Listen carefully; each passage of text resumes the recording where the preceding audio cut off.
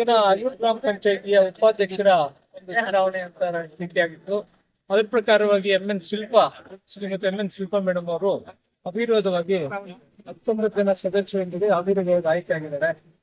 ಮತ್ತು ಇಷ್ಟೇ, ಎಲ್ಲ ಒಂದೇ ಪಕ್ಷ. ಯಾಕೆಂದ್ರೆ ಎಲ್ಲ ಬಿಜೆಪಿ ನಮ್ಮ ಸಂಸದರಾದಂತ ಡಾಕ್ಟರ್ ಸುಧಾಕರ್ ಒಂದು ಇದರಲ್ಲಿ ನಾವು ಕೆಲಸ ಮಾಡ್ತಾ ಇದ್ದೀವಿ.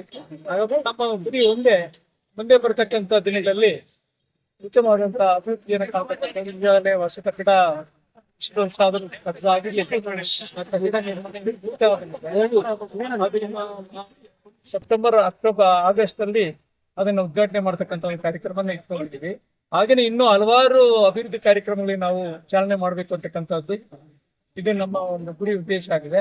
ಹಾಗಾಗ್ಬಿಟ್ಟು ಅಧ್ಯಕ್ಷರಾದಂತ ಗೋವಿಂದ್ ಅವರು ಹಾಗೂ ಉಪಾಧ್ಯಕ್ಷ ನೇಮಕಾದಂತ ಶಿಲ್ಪಾ ಮೇಡಮ್ ಅವರು ಮತ್ತೆ ಎಲ್ಲ 19 ಸದಸ್ಯರು, ಇನ್ನೇನು ಯಾವುದೇ ಗುಂಪಿಲ್ಲ, ಎಲ್ಲ ಒಂದೇ ಗುಂಪಿನಲ್ಲಿ ಕಾರ್ಯ ಮಾಡ್ತಾ ಇದೀವಿ.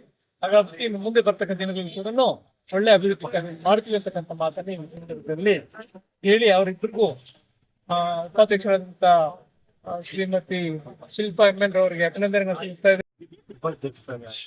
ಬಿಜೆಪಿ ಪಕ್ಷ 19 ಒಗ್ಗಟ್ಟಾಗಿ ನಾಮಿನೇಷನ್ ಮಾಡಿ ಎಲ್ಲ ಮುಖಂಡರು ಆರು ಪಾರ್ಟಿ ಸೇರಿ ಗ್ರಾಮ ಪಂಚಾಯತಿ ಎಲ್ಲ ಸೇರಿ ಆಯ್ಕೆ ಮಾಡಿದ್ದಾರೆ.